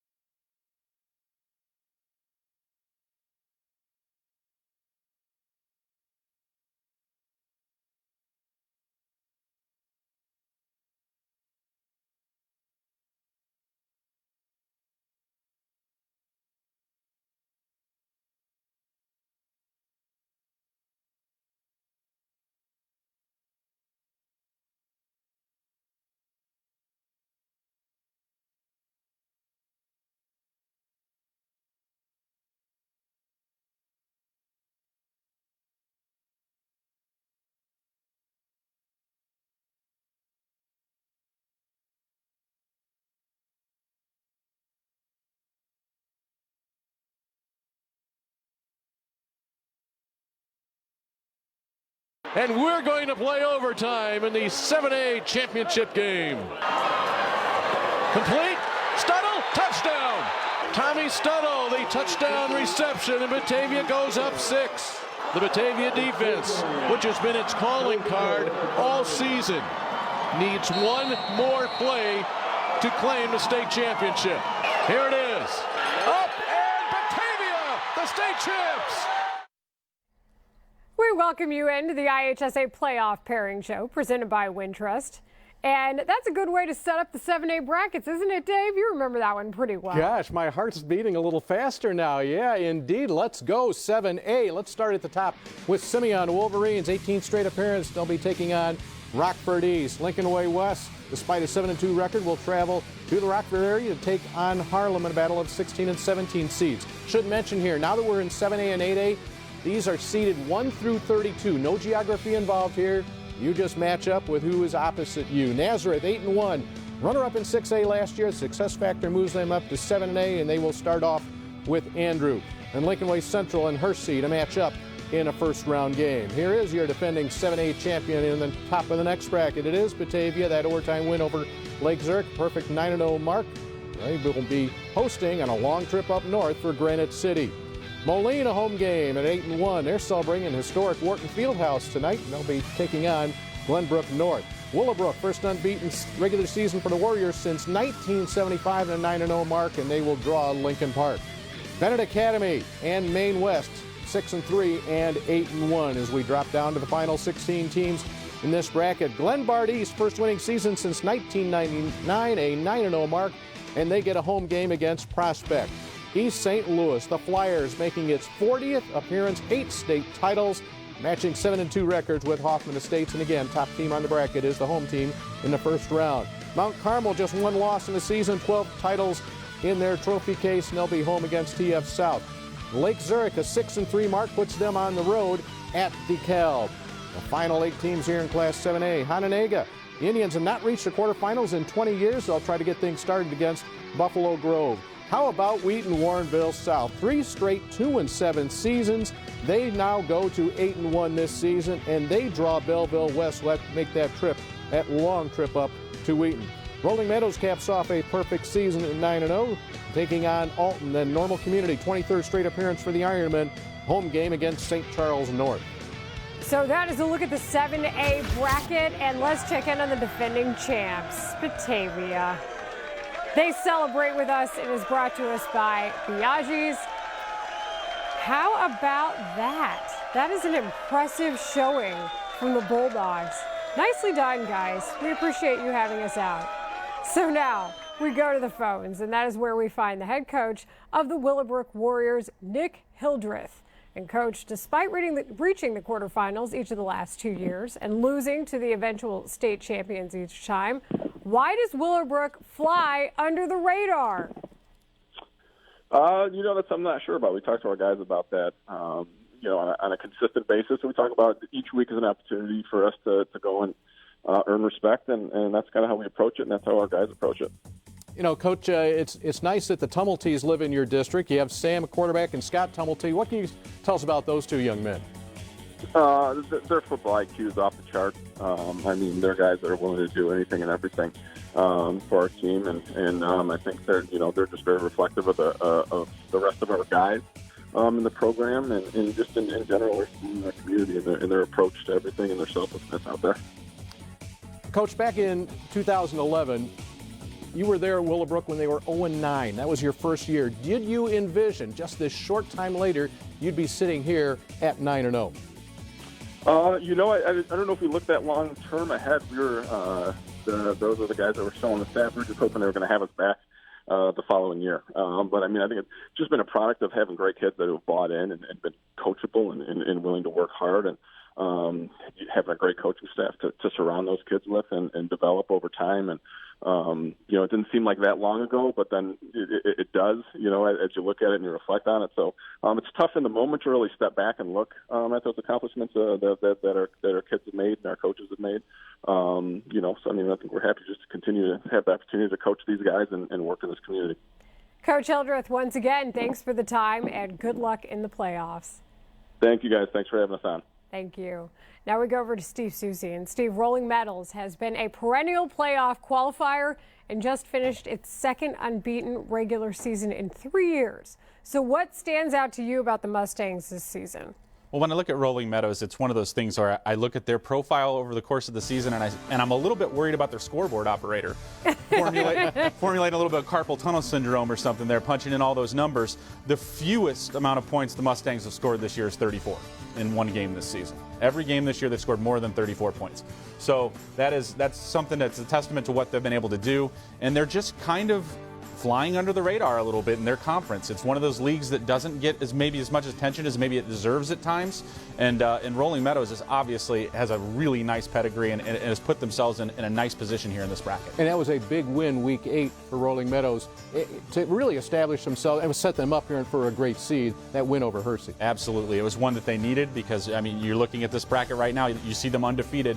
They still have a 6 by their name. So there's a lot of undefeated Thunder in this bracket, not to mention the quality in the 8-1 and 7-2 groups. That's a good way to set up Cameron Smith and his panel. Guys, what do you make of this 7A group? Well, guys, a lot of power in this 7A bracket. Kevin in the North, Nazareth Academy, one of those teams you have to keep your eye on, have a superstar quarterback in sophomore J.J. McCarthy. Yeah, I mean, there's been buzz around Nazareth all season, deservedly so.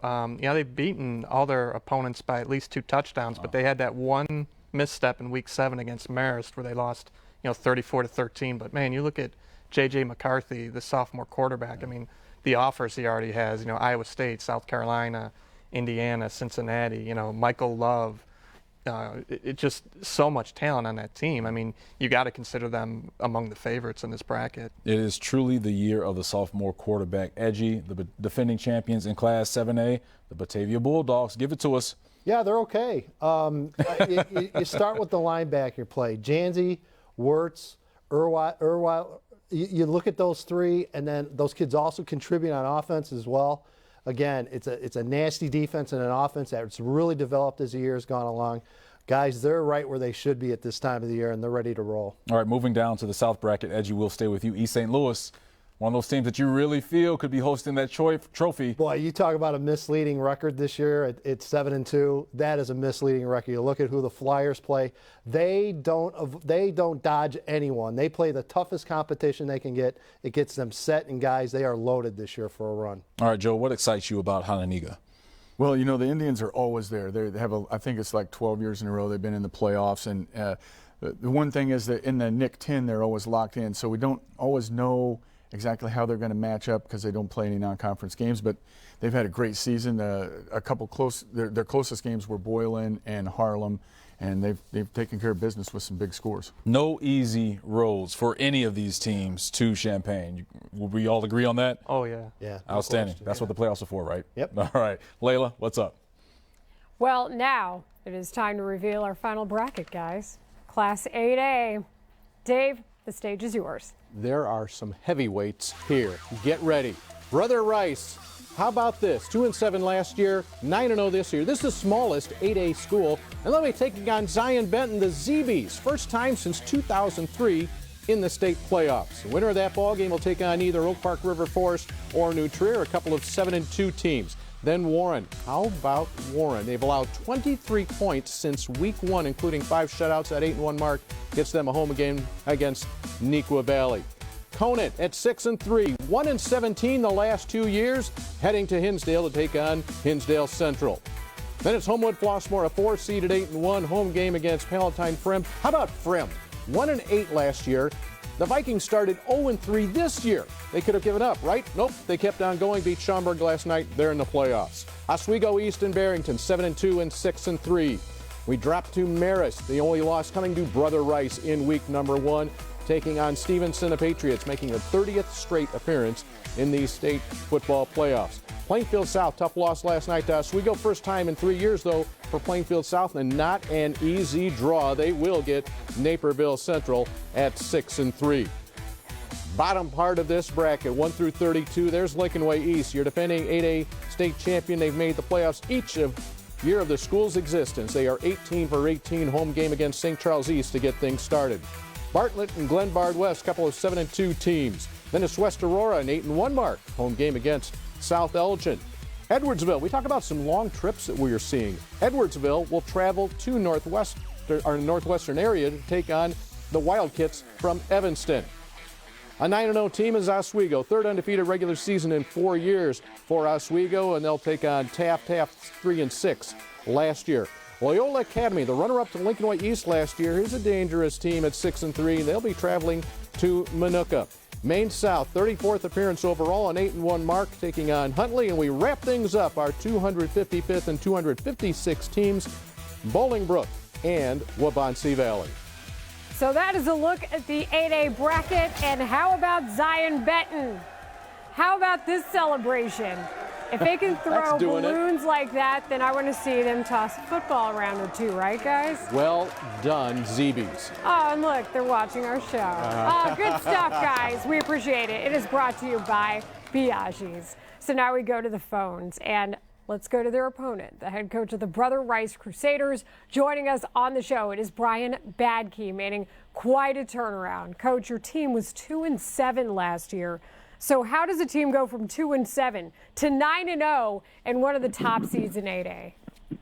We've got great leadership, and these kids love to compete. And really fortunate to coach these guys. We've got a great coaching staff, but it starts with our senior leadership, and they've done a great job thus far. Brian, and I can call you Brian. I've called everybody Coach. I can call you Brian because Brian is a former student of mine. Oh. Yeah.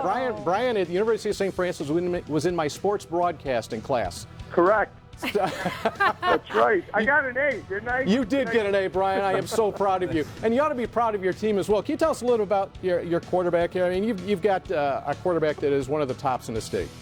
Yeah, Johnny is really developed to be a dual threat, and he's really put a lot of time and effort in. He's become a student of the game, and he's a great leader. And the kids feed off him, and he's done a great job this season for us. Coach, I know your Week 1 victory over Marist woke up a lot of people to what you might be. Did it also kind of put a thought in your mind with your kids and your program that maybe this is a springboard to something pretty special this season? You know, we felt we had a lot of these guys last year have a lot of experience coming back, and we had some key injuries that hurt us last year, and a lot of motivation going into the season, and they put the work in. We're not surprised. Obviously want to stay healthy and, do the best we can and make a run at this thing. Brian, was there a game during the season that you said, okay, you liked your group anyway. Was there a game during the season you said, you know what, we've got this? Honestly, beginning of the season, when you play your rival Marist and knowing they were ranked much higher than us, and coming off a tough season, that's definitely, probably the big game that, we felt, hey, we stay healthy, we can make, we can have a good run. Coach, congratulations, and we appreciate the time. So that said, now that we've discussed 8A and taken a big look at the brackets, let's talk about Oswego, capping off just their third unbeaten regular season, Steve, in the past 4 years. This team seems to have a little bit extra. What do you think? This is just a really fun team, and I really like them a lot on offense. They've got a great running game led by Charles Coleman, a guy who looks like he's just a huge bruising back and gets stuff done. But the real fun comes with their quarterback wide receiver combination of Noah Parker and Jamal Fomby. These are guys that run timing patterns that make you think when the ball's in the air, that's going nowhere, and then all of a sudden Fomby comes out of nowhere, snags that ball and takes it in for a long touchdown. Big play guys, capable of scoring when they can, and an excellent defense on top of it. Okay, Steve, you and I have talked a lot about Oswego. The idea that they played a closed conference, which means all of their games, all 9 games within their conference, how do you compare outside the conference with these 31 other teams in 8A? Well, it's a big mystery. You really don't know for sure, but I mean, the one thing that I do like about Oswego is that they have a couple of things that make for good playoff teams. A really sturdy defense that can really shut you down, and the ability to run the football when they need to run the football. So a really good team that should be excellent inside of this bracket and probably capable of making a run. But I can say that for a lot of teams in this bracket. So you're looking at a situation where they just have to play their football game, and I think their football game is pretty strong. So let me get this straight. If I had taken your broadcast class, yes, I'd be able to coach a team and lead an epic turnaround? That was like, yes, that was the extra credit part where you had to do a little extra work to learn how to do that. But you could have done that. Just a little extra. Yeah. I thought I could have just taken the broadcast class. No, that's Been okay. not enough. No? Nope. Oh. No, you're doing really well at what you're doing, though. Brian Backey, dual talent. That's what we've learned so far. So that said, now let's send it out to our panel and Cameron Smith. Well, Dave, now that I know that you were the professor for Brian Backey, I'm going to call you the professor, or Professor Bernhardt instead of Dave Bernhardt. So you just gave yourself a new nickname tonight. I dig it. The finale of these bracket breakdowns is with 8A Edgy. Brother Rice looks to be on a mission from the start of the season and possibly down in Champaign. They could raise that trophy. Yeah, I had a chance to see him live last night against Montini, and you mentioned big game, Catholic League championship game, and boy, everyone talks about John Bean, and deservedly so, but you've got to talk about the Crusaders' defense, Cam. I mean, they are quick. They get after it, and they locked down a really good Montini offense last night. This is a team that I think could definitely challenge, not just early, but deep in 8A. And they could face a potential sleeper in Oak Park River Forest in the second round. OPRF clinching a share of their conference title for the first time in 20 years. Think about that. All right, Joe, Marist, at the 5th seed, 8-1. What are your thoughts on them? I think it's a really dangerous team because you're coming out of the East Suburban Catholic. Anybody that comes out of there is going to be really good. And you know, the 4-point loss to Brother Rice in week 1, and then you look at what they did against Nazareth. Kevin was talking about how good Nazareth is, 34-13 in that win. So, yeah, I think the Red Hawks are really dangerous. And, Kevin, you can't avoid Lincoln Way East when it comes to Class 8A. Dominant last year, undefeated, won the state title. Dominant again this season in the regular season, 9-0. What is it about what Rob Zavonar is doing with that program that makes them look invincible? I think what we're seeing is, you know, depth. A lot of the top programs, we're seeing the depth kind of drop off a little bit with numbers and everything. Lincoln Way East is as deep as it gets. I mean, I think we can say they're probably the most complete team in the state. You know, you look at, they have one of the best running backs in A.J. Henning. They had Devon Williams playing early in the year when he was hurt. And then yesterday, you know, Friday, they had Jordan Corbett come out and rush for 200 yards. Yeah. And then you have a quarterback like Jack Baltz. I mean, it's beyond pick your poison. Yeah, spoil the riches, right? Yeah. Glenbar West, Chad Hetlett, thoughts? Yeah, I mean, 2 tough losses. I mean, the Oak Park one really hurt. You know, they play Maine South early. You know, that's kind of a, you know, feeling out process for the team.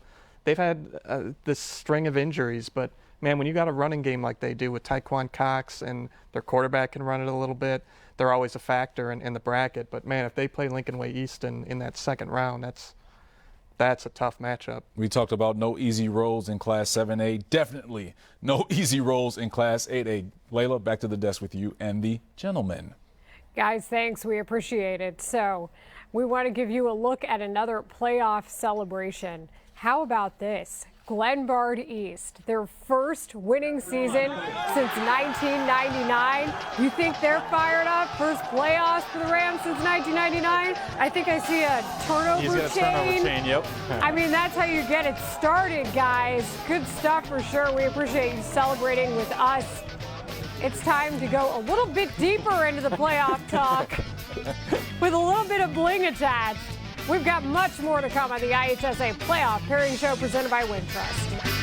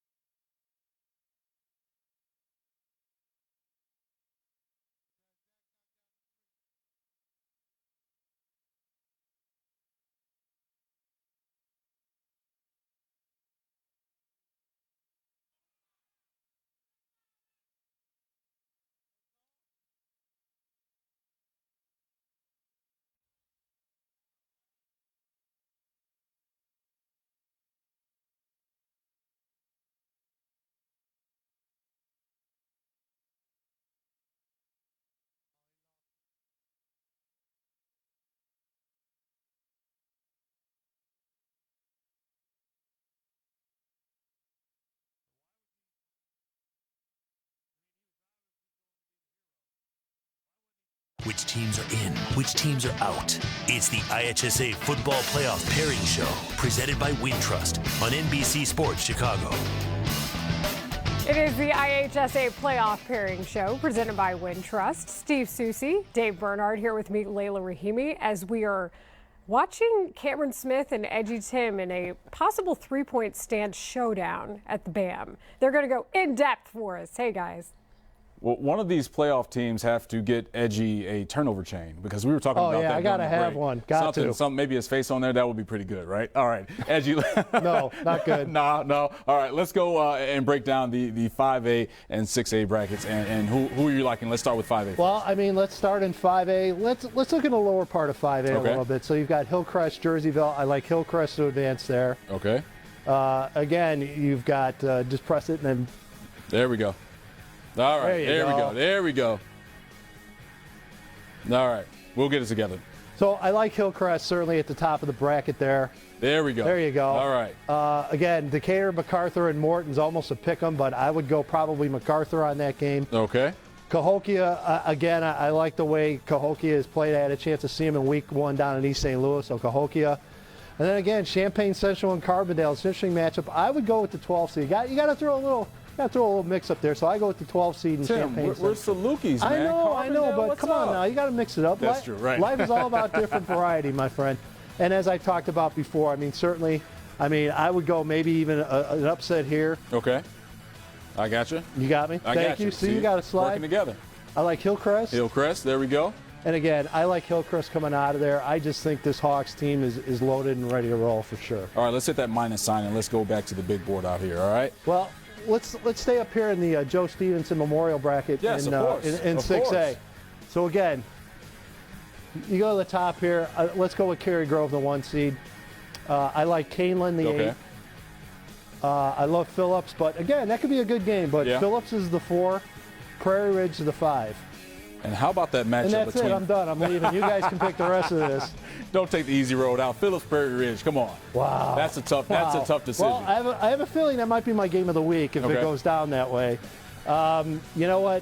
I'm going to go Phillips. Okay, Phillips over the defending 6A state champions. I could feel the hate already. Cary Grove. Wow, and then that's like Clash of the Titans stuff there. Well, we talked about this on the bracket breakdowns, how these two teams could be on a collision course. But I'm gutsy enough to make a pick here, so let's go with Cary Grove. All right, Cary Grove is your team. So let's go back. And again, we keep going here if you want to. Let's do the lower. Let's do this bracket here. Okay. Certainly the South. We've mentioned Richards, Rock Island. I like the Bulldogs quite a bit. This is a great game, this next one. Yorkville, kind of a sleeper team. Again, Dunlap, got it to a state final in 5A last year. I like Yorkville in that game. You never go wrong with a great 8-9 matchup. Normal West, excellent quarterback in Carson Camp, so I'll go Normal West in that ball game. And again, Springfield, a great story and an upset win over Sacred Heart this year. I'll go with Springfield as an upset to 12. I like Richards here. Bulldogs move on. And then let's go with Normal West. All right, a nice 1-4 matchup. And again, I'm going to be boring because I'm going with the top seed. I would definitely go with Richards to advance out of that bracket. So, again, we'll stay in the South here in 6. This is great. I usually do this at home, and I can just do it on live TV. So he actually has a big board at home. I do. For those at home that don't. I'm going to go with Washington, but, folks, I'm telling you, this has a chance to be a fantastic round 1 game. Again, great running back in Quincy and Jarrell Brock, but I like Sacred Heart Griffin. They are very, very tough at home. Great place to see games. Chatham over Lamont. I always like Lamont, but Chatham this year has got something going on. This is another great game. Yes. I tell you what, I'm going to go with the 11 seed. Let's go with Crete to advance. The Warriors moving on. Here we go. Boy, this gets tough. I'm going to go with Washington, but a very, very tight game. Chatham-Glenwood, the 3. Let's go. I would go at Washington to advance in that part of the bracket. Okay. All right. Do you want to hit back? Sure. Let's go 5A back. 5A North? Pick Where one. do you want to go? Pick a 5A. Let's go here. You heard Joe Stevenson talk about Rockford Boylan and them being in 5A now and what the challenge will be for them. So let's break this one down, this quadrant. Sterling, big time. Like Sterling quite a bit. Okay. You know what? Again, a 7-10, 2 public league teams coming out of here. Let's go with the 10 seed Brooks. Okay. Rockford Boylan, the 3 seed, I think will advance, and also St. Francis will advance. I like Sterling over Brooks, and I'm going to go at Rockford Boylan over St. Francis. That could be a great game. And again, I like Sterling here. Obviously, traditional power here in 5A. I like the path as well, so I would go with Sterling to advance. You want to keep it going? What do you think? I can do this. We can bring up every bracket here and do it. It's great with me. So we'll continue up here. Antioch, again, the big knock on Antioch is how good is this conference outside of the playoffs? Okay. I think they're going to be pretty good this year. I'm going with the Sequoias to advance. And since we're talking northern suburbs, I'm going to go with Lakes over Belvedere North. All right. Kenwood, I love you. I know CQ Turner's, I'm going to hear for it, but I am going to take Crystal Lake South. So you know you're going to get a slow turn from I'm Professor getting it right Dave now. Bernhard right now, right? Sleeper. Niles Notre Dame. Take them. Ty Gavin. Let's go Antioch. All right. Quarterback Ethan Kaliak Madness. Let's go with the Dons. All right. And Notre Dame? Notre Dame. Notre Dame. Let's Come move on. on. Brush up on those nicknames, pal. All right, gotcha. As you tell him, that's why he makes the big bucks, because he gets down and he makes some outstanding predictions. We'll see if they hold true. We will be back with more for our IHSA playoff pairing show. We're getting closer and closer to the final breakdowns.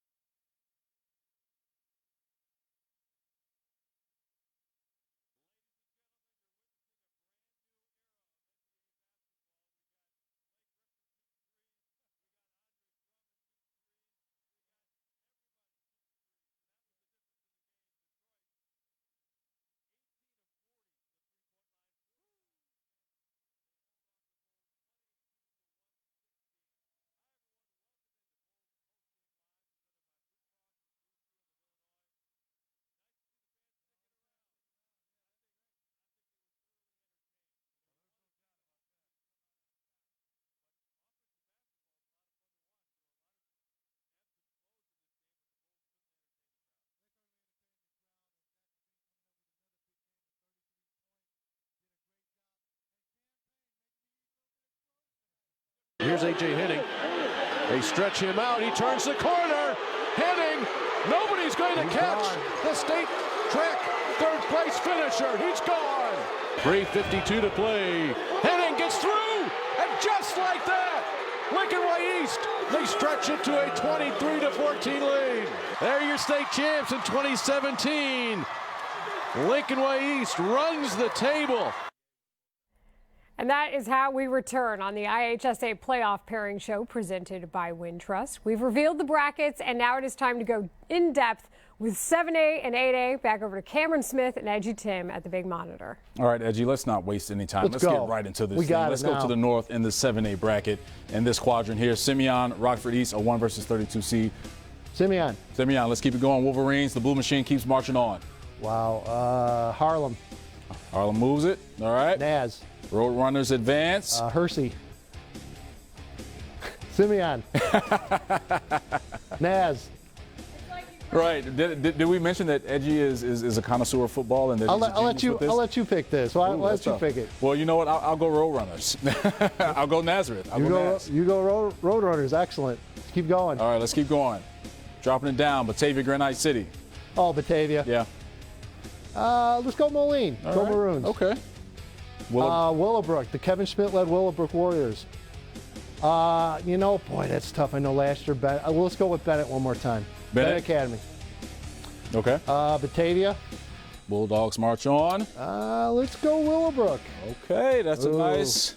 Gets tough here. I gotta go. I gotta go with Batavia. Go on.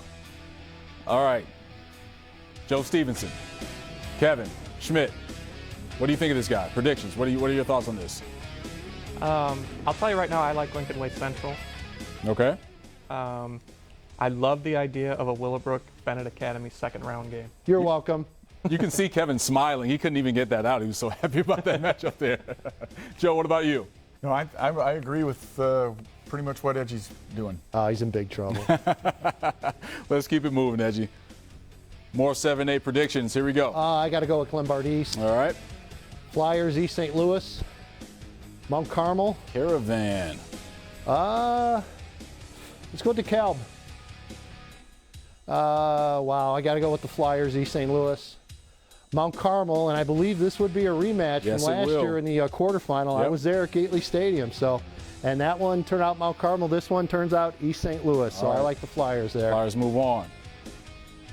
Bottom part of the 7A South quadrant. Let's say Hononegah's going to get out of that first round. We'll go with Hononegah.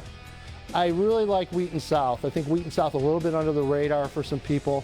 Rolling Meadows, I like. Put up a lot of points throughout the season. I also like Normal Community here, and that's a tough pick because St. Charles North is very good. Yes. Let's go with Wheaton South.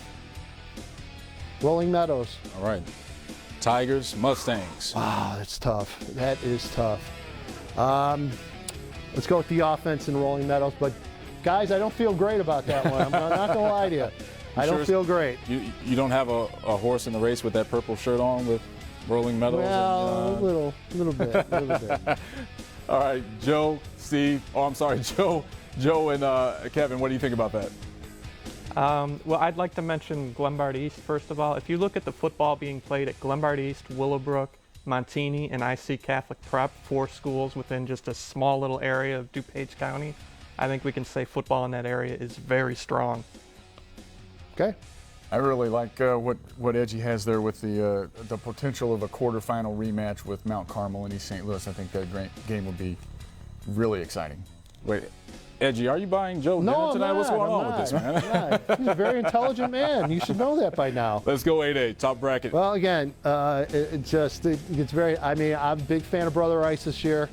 Let's go at Oak Park River Forest. Okay. Wow, boy, that's a good game between Warren and Neuqua Valley. Let's go with Warren.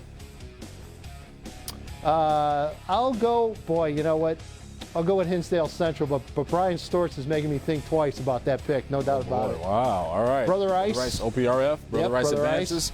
8-9 matchup. Let's go with Warren. Warren surprising some people here, but sorry, Blue Devils. I do like Brother Rice to advance. All right, let's tap into that next one. Let's break it down. Homewood Flossmoor for him. 4 go with the Vikings, 29. Homewood Flossmoor. Gotcha. Viking, Homewood Flossmoor on that one. Ooh, that's tough. I think Barrington got their offense turned around and they're healthy. Let's go with Barrington here. I like Marist quite a bit.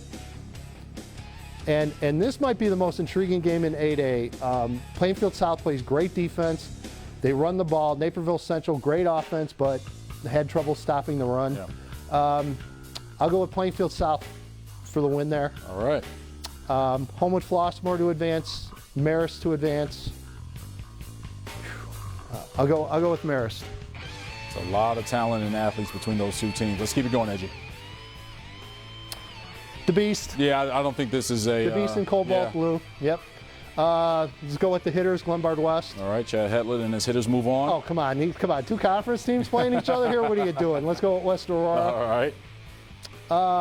Edwardsville. Dangerous team as a 23 seed. Lincoln Way East. Edwardsville. And Edwardsville. Cobalt Blue. Beast. They keep going. Round it out, Edgy. Here we go. I like Oswego. Led by quarterback Noah Parker. I live in the Minooka district. Let's get that clear, okay? But I'm picking them. Minooka. All right. Upset. Minooka over Loyola Academy. Swagger High, Maine South. I like that. Swagger High. Very cool. Bolingbrook Raiders. All right. Rematch in the Southwest Prairie.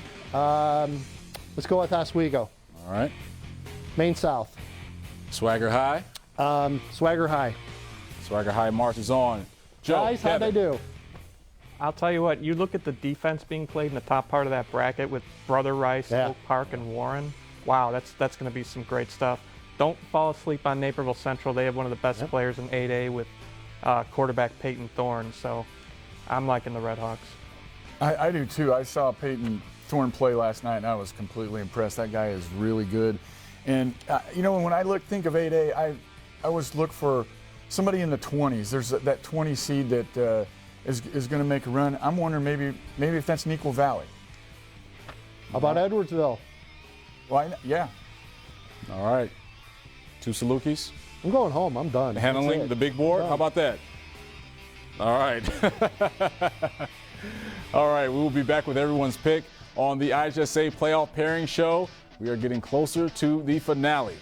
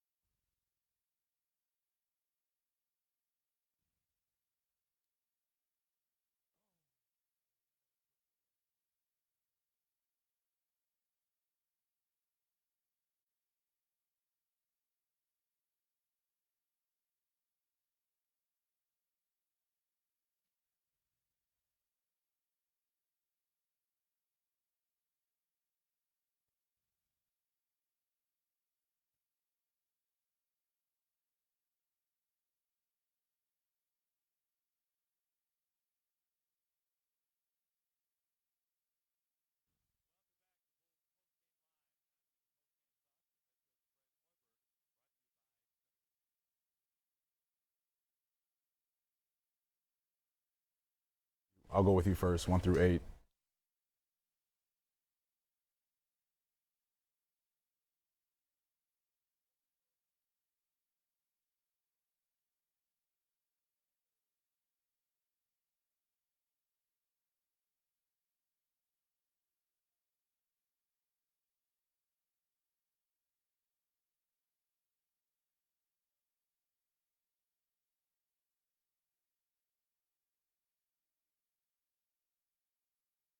Which teams are in, which teams are out.